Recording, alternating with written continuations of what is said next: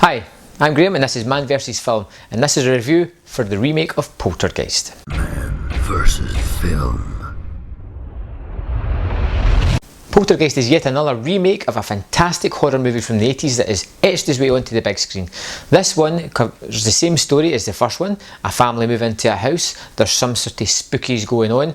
The spooky atmospheric poltergeist type person of the movie latches onto the young girl in the family and basically steals them from the family, and it's up to the family to move into limbo, retrieve the daughter and get her back without the ghost stealing her forever. Pretty corny plot, something you've probably seen before. It reminds me very much of Insidious that was out a few years ago, and of course, like I said, it's a remake of the 1980s movie Poltergeist, which was a fantastic horror movie, a really creepy, really atmospheric, and still holds up today.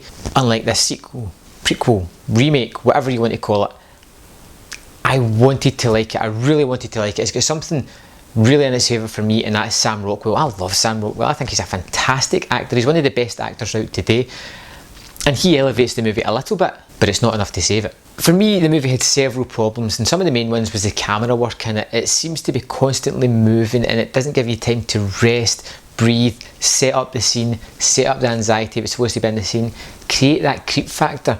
The family never seem to really galvanise as a unit, so you don't care when things start to happen to them.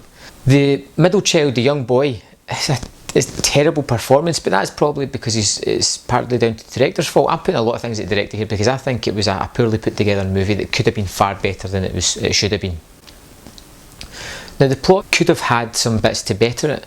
The scares aren't really there. It doesn't have that overriding sense of creepiness, of dread, of tension. It doesn't have that. There's no slow build with the poltergeist. Everything has to be in there straight away. It has to be fast, it has to be firm, it has to be straight in your face. There's no subtlety about the movie. Of course, it does have some good things going about it.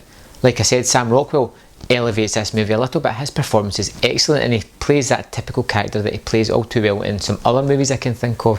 The kind of cocksure father figure, slobbish everyman, and he's great at the role, and he has some good one-liners. The other really good actor in this movie is Jared Harris, who plays a sort of TV personality who exorcises ghosts and spirits from places around the world, and he gets called in to help the family out. And now I thought this was going to be a corny, terrible part, but he turns out to be playing this really fantastic element of the movie. This person that knows all about the other side, knows how to help the family out, and knows how to help the other side out to move on.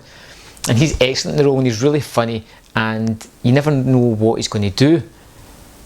Now, the other thing about it is as well is it's got more special effects than I would have liked. And when I say special effects, I mean CGI.